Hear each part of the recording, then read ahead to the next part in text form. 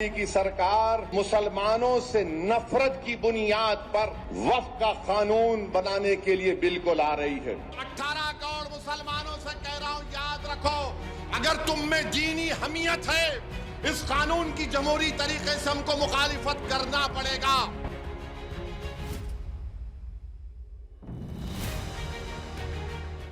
वो कहते हैं ना कि अपने गिरेबान में झांकना चाहिए, और यही तो जहरीले ओवैसी की फितरत है।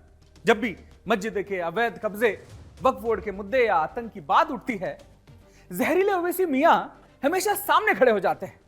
अब देखिए, वक्फ बिल पर उनका बवाल फिर शुरू हो गया है। ओवैसी को डर है कि वक्फ कानून उनके राजनीति के खेल को बर्बाद कर सकता है, इसलिए मुसलमानों के हित का राग अलपनाने लगे। अरे ढोंगी नेता, तुमको वक्फ कानून से इतनी परेशानी क्यों हो रही है? तुमको लगता है कि अगर यह कानून पास हुआ तो आपकी राजनीति की दुकान बंद हो जाएगी? ओवैसी, तेरी राजनीति तो हमेशा मुस्लिम वोट बैंक पर ही टिकी है। जब बात कानून की होती है तो तुझको अचानक वक्फ याद आ जाता है। लगता है तुझे डर है कि यहां कानून तुम्हारी राजनीति का ताला ना लगा दे। अब देखिए ओवैसी की नौटंकीबाजी देखिए। रमजान के महीने में भी वह बाज नहीं आता है, मुस्लिम समाज को भड़काने का कोई मौका नहीं छोड़ता है। ओवैसी को नफरत फैलाने का इससे अच्छा मौका कहां मिलता? बार बार मुसलमानों को भड़काने की कोशिश करता है, जबकि सब जानते हैं कि उनका असली मकसद तो अपनी राजनीतिक जंग जीतना है। आम लोगों की भलाई करने का इनका कभी इरादा नहीं रहा है। ओवैसी मानता है कि जो वक्फ कहे वही सही, लेकिन जब बात आती है संविधान की तो वही ओवैसी संविधान की धज्जियां उड़ाने निकलता है। जब किसी को कानून से उनकी राजनीति का खतरा बनता है तो वह उस पर सवाल उठाने लगता है।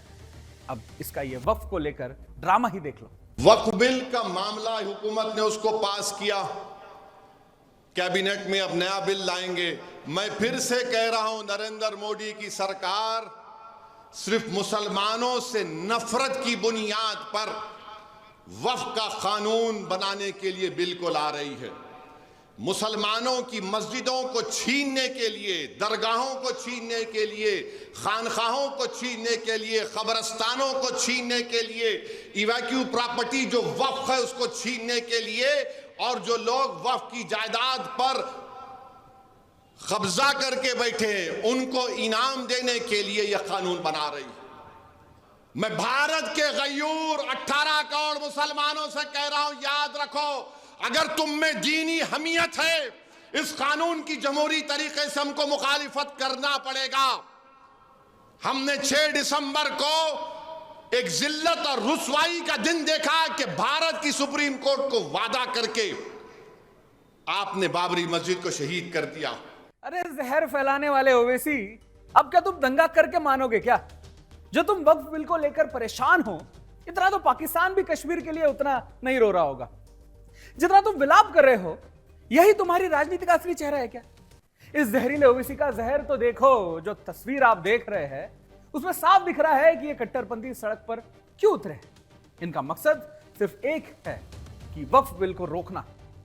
अब ये खुलेआम सड़कों पर विद्रोह कर रहे हैं, नारे लगा रहे हैं, खुला संदेश दे रहे हैं कि अगर वक्फ बिल आया तो हम क्या कर सकते हैं। तुम सोच भी नहीं पाओगे। वक्फ कानून पर यह खुला संदेश है कि तुम बिल लाओ, हम सड़कों पर उत्पात मचाएंगे।